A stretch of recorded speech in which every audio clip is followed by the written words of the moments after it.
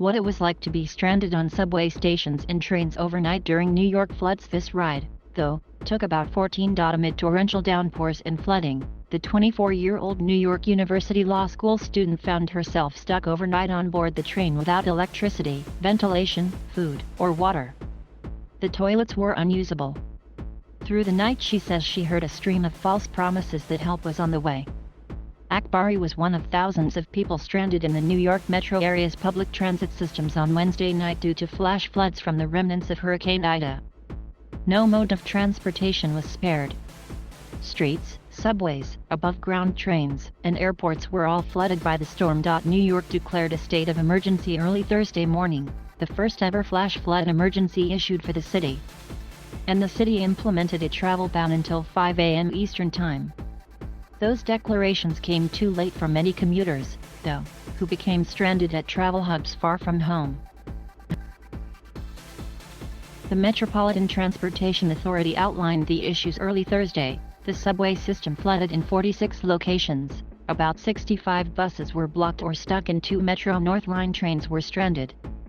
In addition, all New Jersey Transit rail service, except for the Atlantic City Rail Line, were suspended due to the flooding. The New York City Fire Department had to rescue hundreds of people from subway stations, spokesman Frank Dwyer said.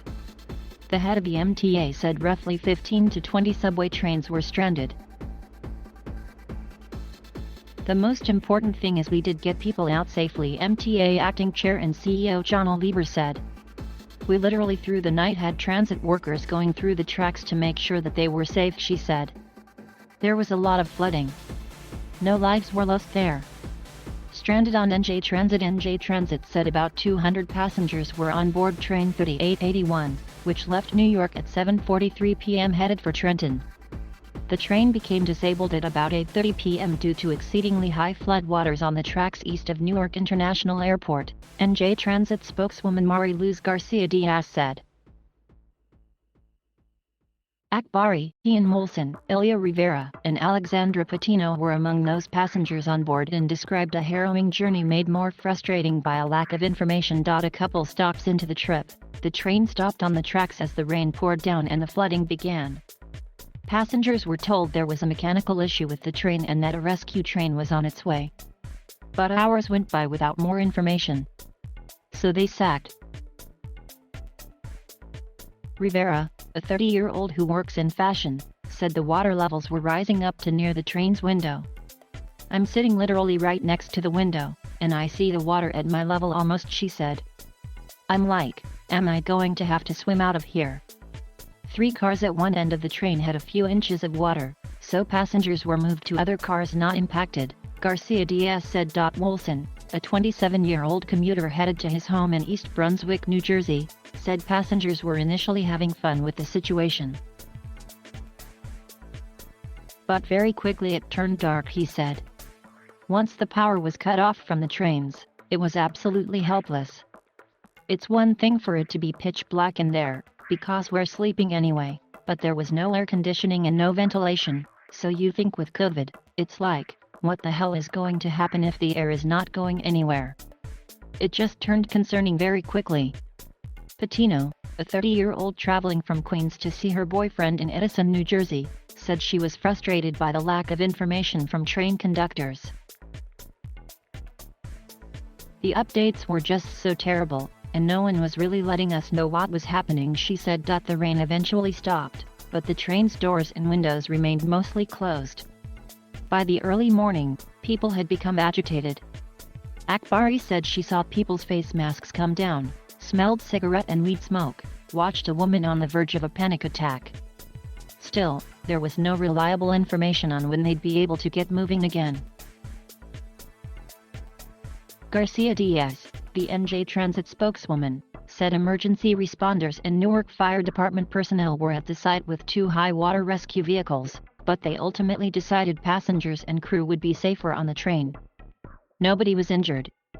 The decision to keep the customers on the train was the safest choice as the train cars were sufficiently elevated above the floodwaters, she said in an email.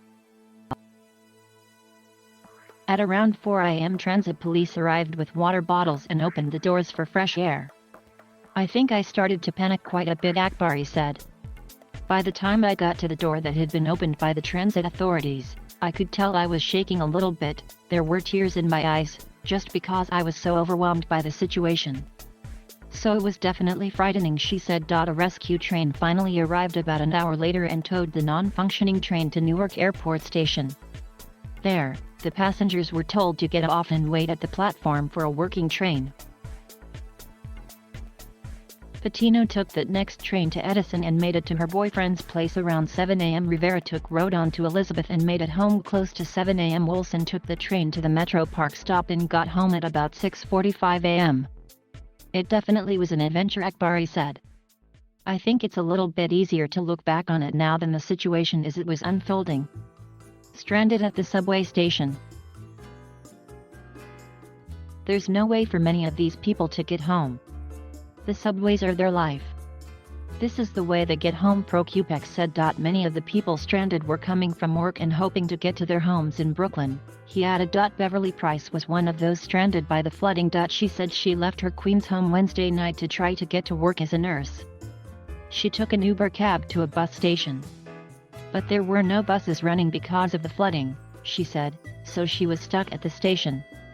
She got on a different bus to try another path to work, but that path was also blocked by flooded streets, she said. I didn't expect it to be this severe, she said. I would not leave my house. There were no cabs, trains, or buses to get home. So he got a drink or two at a bar until 12:30 a.m. and then went to a diner until about 3 a.m. He finally took a $104 Lyft ride home. I'm exhausted, frustrated, but at least I got home safe, he said. Some others were not as lucky.